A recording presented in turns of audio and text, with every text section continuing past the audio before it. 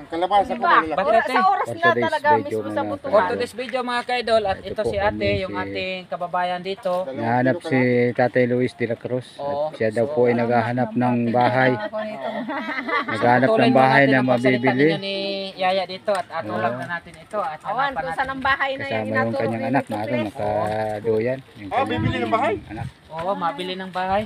Ngayon ay pupunta namin si Paupahan. Ah, gagawa Tatay pa ko, pambita. Luis de la Cruz. Dito na lang kayo magsama.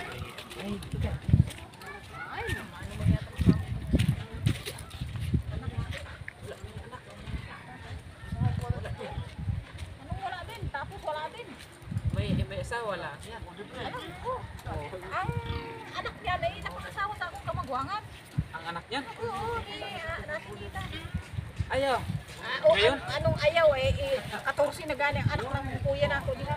Uy, Kapanganayan kong kuya ang nasawa ng anak niya. Dol, for today's video mga kaidol, Si- ito talaga ang... Si Vilas Raul.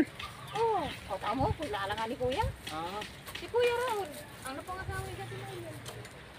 Asa ang bahay ni ito sa nagdali na ito. Sabi ko, ay ano yan? ha? Ano yan, mama? Sabi niya? Talisay. Talisay. Talisay man din oh. Iyan ay talisay. Kaluyan sa Ginoo. Okay, may mga anak pa ako. Ah, yan. Maganda. Ang asawa ni Mo, Tema. Tatay Luis. Ah, Tatay Luis, may naghahanap sa iyo. yan. May naghahanap sa iyo. Hoy, Nico, mali ka ng pinasukan dyan. May naghahanap sa iyo. Ay, NBI po. May May NBI na dumating. So, idol, Ma'am Jessica So, baka pwede naman na ito'y request namin na sana ay mapansin ang aming video sa pamamagitan. Kami lang po ang magiging tulay para po makatulong sa mga ganitong bagay at kami po talaga sa aming channel ay halos kapos-kapos din po ang aming team. Kaya ito po nagkaayos po kami at ang hinanap po ay si Tatay Luis de la Cruz at ayon po sa kanyang alam, meron daw pong bahay na paupahan o kaya patirahan lang po. So, di ara sila, mag-usap muna sila at nahatid na natin. Ang naghawak pala ng aking cellphone ay walang iba kundi si Idol Yoyo Binbobilis. Ay mga idol. Ayan. Magandang hapon mga idol. O, kana mga... Hindi kasi tayo sa inyo lahat mga idol. Oo. So, ayan po ang kanyang anak na dalaga na... Usaw na po, may lahi pang Amerikana, no? May langit ka na. May lahing kana. Dilawang buhok. Na may lahi pang Amerikana mga kaidol.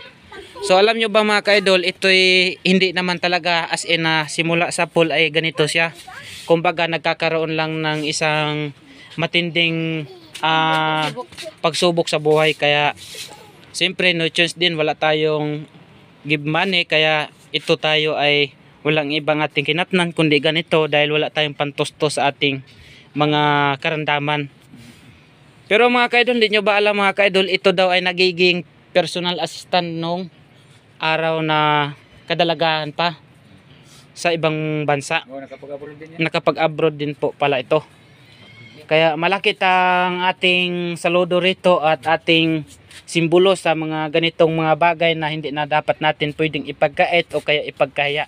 Na imbes na ating tulungan, hindi natin pwedeng itong pabayaan.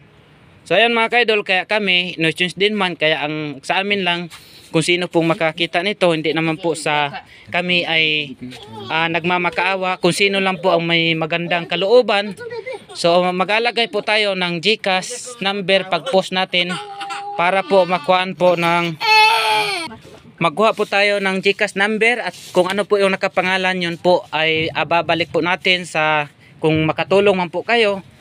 Ay sa susunod na video, abangan nyo po at amin pong iparating sa mismong aming binidyohan ang inyong tulong na ipinaabot sa pamamagitan ng aming channel mga kaidol. Kaya marami pong salamat at magandang hapon po sa inyong lahat. Pati din po kay ate. Ano po pala ang pangalan pala ni ate bago tapusin natin ang ating video? Malo. Malo. Ang ipilido mo ate? Piñegas. Nung ikaw ate ay nagkaganyan, mga ilang taon na po kayo? Ano na? 15 na. 50 na po.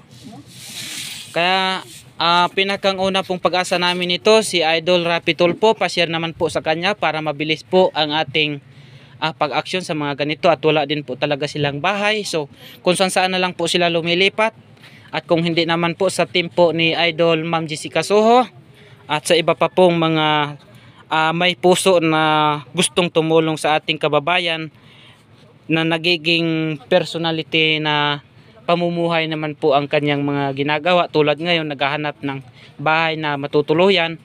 Siguro ay hindi pa natin nausisa yung kanyang sariling bahay kung ano ang sitwasyon, mga kaidol. Hanggang dito lang po ang ating video, mga kaidol. Huwag pong kalimutan, kung sino po ang gusto lang pong tumulong na may taos puso, ay tingnan nyo po sa babaan. Doon po natin alagay yung pangalan ng GCash number.